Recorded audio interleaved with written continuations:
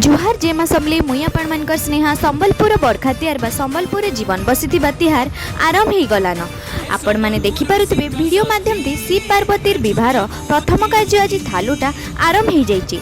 संबलपुर बुढ़ारजा स्थानीय अंचल रे रहुथिबा श्री तृप्तिभूषण साहानी श्रीमती ज्योत्स्ना महांती इथर माता पिता हेबार सौभाग्य पाइछन।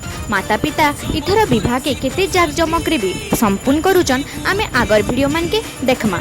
आउ कम दिन रहेला शीतल षष्ठी यात्रा आज होचे थालुठा संबलपुर गौरव आ पश्चिम ओडिशार गोटे सुंदर तैयार होचे शीतल षष्ठी यात्रा।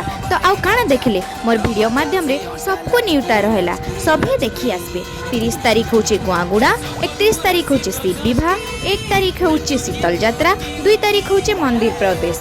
शिव पार्वतीर विवाह संगे भिन्न भिन्न राज्यर नाच गाना देखमा और तार ताले ताले खुशी हमा। कथा थी अच्छे परे संबलपुर शीतल यात्रा तो पार्ट 2 देखवा लगी